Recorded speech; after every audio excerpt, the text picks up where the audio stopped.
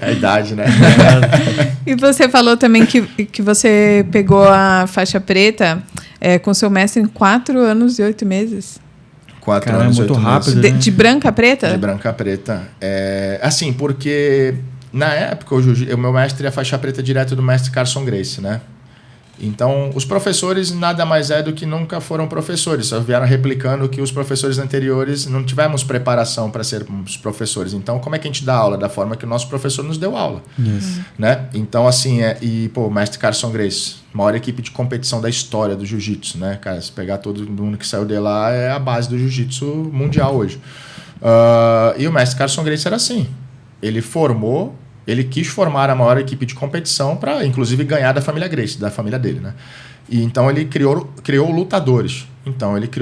Meu mestre foi um deles. Então, o que eu quero dizer com isso? Ganhou o campeonato, próximo nível. Ganhou o campeonato, próximo nível. Né? Então, assim, era por competição. Então, eu era um faixa preta competidor. Então, eu ganhava o campeonato mundial, pum, faixa. Mundial, pum, faixa. Então, assim, só que eu senti, né? Na época não, obviamente, só que o tempo passou e eu senti o peso disso, né? De ter esse processo acelerado, né? Até por isso aconteceu muito até fiz uma postagem desse último Mundial, que aconteceu muito isso. Não é o caso da aluna do Bruno Bastos, tudo assim, não é, mas é o caso de muitos e muitas pessoas que foram graduadas jovens, né? Eu vejo uma grande falha que existe no taekwondo, no karatê, né? Crianças de 14 anos, faixas pretas. Ah, não, mas essa criança treina desde os 4, já tem 10 anos. Cara, criança com 10 anos de tatame, de 4 anos a 10, cara, é a mesma coisa que 0. Entendeu? Que experiência de vida. Cara, usa fralda. Entendeu? Tipo assim, então, você entra na fase adulta. Você conta 10 anos, no mínimo, da fase adulta, onde você entende os certos e errados da vida, onde você cria maturidade para você... Porque as pessoas têm que entender que colocar uma faixa preta na cintura... Você é uma referência para uma sociedade, não para um grupo de pessoas só de alunos que estão ali. Qualquer pessoa, uma faixa preta de jiu-jitsu, principalmente, é impactante para qualquer lugar que você esteja, cara. As pessoas param para te ouvir, param para prestar atenção e muitas delas replicam aquilo que você simplesmente faz. Por simplesmente você ser um faixa preta de jiu-jitsu. Então você tem um poder, uma arma muito forte nas suas mãos sem você... E se você não tem essa consciência, você é muito novo, as pessoas novas erram muito. Só que, consequentemente, uma referência errando muito, ela está fazendo com que muitas outras pessoas errem também. Entendeu? Paralelamente. Então, esse é o grande problema. E eu senti esse peso, né? Então, como eu te disse, pela minha imaturidade de ser líder, né, vem muito disso também. Eu me tornei um faixa preta competidor, com resultados competitivos. Eu não tinha experiência nenhuma de liderança, não tinha habilidade nenhuma para dar aula, para me relacionar com pessoas, para gerir uma academia, para poder fazer nada do que fosse importante para mim naquele momento, a não ser lutar. Né? Então, assim, é por isso que eu digo que vai muito mais além do que uma medalha. E não é, a pessoa começou com 4 anos de idade, ela está sendo graduada com 18, ela tem muito mais tempo de prática do que um monte... Não, cara, não tem sentido assim. Não tem sentido. Uma pessoa superficial consegue ver isso. Né? Agora, não é a questão do tempo, é o tempo na fase da vida, onde você já está pronto para entender os certos e errados que a vida pode te mostrar e que você já tenha pelo menos alguma bagagem, que a vida já te colocou desafios e você já superou alguma coisa.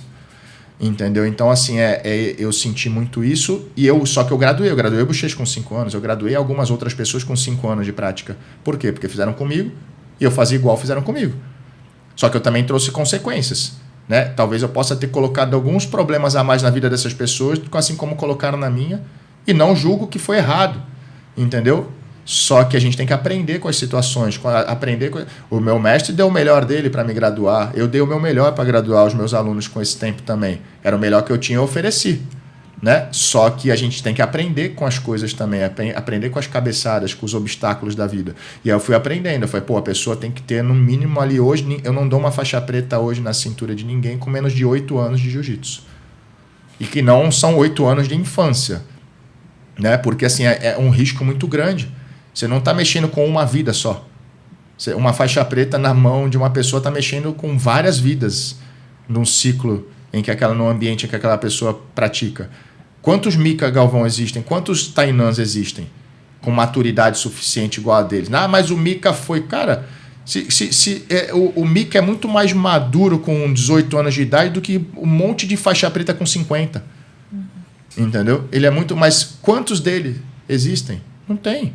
O problema é que quando um faz, um monte de gente quer replicar achando que também é. Mas não tem. Esse é o grande problema. Eu conversei isso com o professor Mel, que também conversei.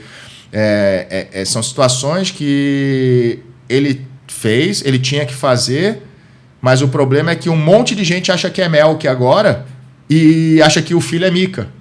Né? E aí vai e coloca a faixa preta, uma autoridade dessa, na cintura de um monte de gente sem experiência para fazer um monte de cagada durante a sua infância. Porque na juventude você erra, tem que errar, é hora de errar.